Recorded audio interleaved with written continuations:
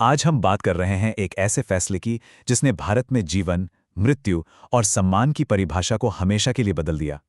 ये कहानी है हरीश राणा की और उस कानूनी लड़ाई की जिसने पूरे देश को सोचने पर मजबूर कर दिया। जरा सोचिए, ये वो दिल चीर देने वाले शब्द हैं जो एक पिता ने भारत की सबसे बड़ी अदालत सुप्रीम कोर्ट के सामने कहे थे। और अदालत का जो फैसला आया वो देश के लिए एक मील का पत्थर साबित हुआ। ये एक ऐसा पल था जो इतना भावुक कर देने वाला था कि एक सुप्रीम कोर्ट के जज की आंखों में भी आंसू आ गए। तो चलिए सबसे पहले इस कहानी के सबसे मुश्किल और मानवीय पहलू को समझते हैं, मतलब एक परिवार की वो दर्दनाक गुहार। तो कोर्ट रूम का वो माहौल वो सिर्फ एक कानूनी जीत हार का मामला नहीं था, वो एक गहरा मानवीय पल था जो एक परिवार की बरसों की तकलीफ को समझ रहा था, उसे स्वीकार कर रहा था। तो सवाल ये उठता है कि ये नौबत आई कैसे? इस फैसले तक पहुंचने के लिए हमें कहानी में थोड़ा पीछे जाना होगा, पूरे 13 साल पीछे।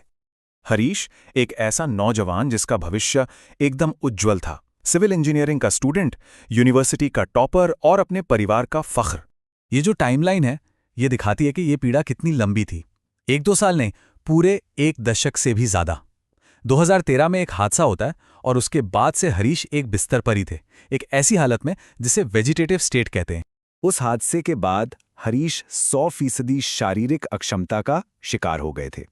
इसका मतलब है कि वो ना हिल सकते थे, ना बात कर सकते थे। जब कोई रास्ता नहीं बचा, जब ये हकीकत सामने थी कि उनका बेटा अब कभी पहले जैसा नहीं हो पाएगा और परिवार कर्ज में डूबता जा रहा था, तब उन्होंने देश की सबसे बड़ी अदालत का दरवाजा खटखटाने का फैसला किया। और यहीं से शुरू होती है सम्मान के लिए एक अभूतपूर्व कानूनी लड़ाई। अब इस पूरे केस के केंद्र में एक शब्द है, पैसिव यूथनेशिया। देखिए, इसको समझना बहुत जरूरी है। इसका मतलब किसी को जानबूझकर मारना नहीं है। इसका मतलब है कि जब कोई मरीज लाइलाज बीमारी से जूझ रहा हो तो उसके शरीर से वो मशीनें या लाइफ सपोर्ट सिस्टम हटा लिए जाएं जो उसे सिर्फ जिंदा रखे हुए हैं। और हमारे संविधान में इसे जगह कहां से मिलती है? आर्टिकल 21 से, जो हमें जीवन का अधिकार देता है। सुप्रीम कोर्ट ने कहा है कि सम्मान के साथ जीने के अधिकार में ही सम्मान के साथ मरने का अधिकार भी शामिल है। ये दोनों एक दूसरे से अलग नहीं किए जा सकते। तो फिर ये एक फैसला पूरे भारत के लिए इतना बड़ा क्यों बन गया? क्यों इसे इतने ऐतिहासिक माना जा रहा है? इसको ऐसे समझिए, 2018 में सुप्रीम कोर्ट ने एक तरह से खेल के नियम तो बना दिए थे, लेकिन वो सिर्फ कागज पर थे। हरीश राणा का केस वो पहला मैच था जहां उन नियमों को असल में इस्तेमाल किया गया। इसने एक सिद्धांत को हकीकत में बदल दिया। परिवार के वकील ने इसे बहुत सही तरीके से बताया। ये सिर्फ एक परिवार के लिए उम्मीद की किरण नहीं है, बल्कि पूरे देश के लिए है, क्योंकि इस फैसले ने सभी राज्यों को निर्देश दिया है कि वो भी ऐसी स्थितियों के लिए तैयार रहें और मेडिकल बोर्ड बनाएं। कोर्ट ने सिर्फ हाँ या ना में जवाब नहीं दिया, उन्होंने एक पूरा रोड मैप तैयार किया, एक बहुत ही स्पष्ट और सम्मानजनक प्रक्रिया बताई कि यह सब कैसे होगा। तो प्रोसेस क्या था?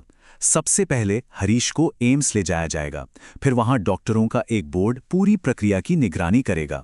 उसके बाद धीरे धीरे step by step life support system हटाया जाएगा और फिर बिना किसी दखल के प्रकृति को अपना काम करने दिया जाएगा। हर कदम पर मरीज की गरिमा का ख्याल रखने पर जोर दिया गया। तो ये फैसला सिर्फ राणा परिवार के लिए एक अध्याय का अंत नहीं है, बल्कि ये पूरे देश के लिए एक नई और बहुत जरूरी बहस की शुरुआत है। तो भविष्य के लिए इसका क्या मतलब निकलता है? पहली बात, एक रास्ता खुल गया है, एक मिसाल कायम हो गई है। दूसरी बात, ये गरिमा या सम्मान के सिद्धांत को और मजबूत करता है। और तीसरी, इसने सरकार को भी इस पर एक ठोस कानून बनाने के लिए प्रेरित किया है। ये एक ऐसी बातचीत है जिसे हम टाल नहीं सकते।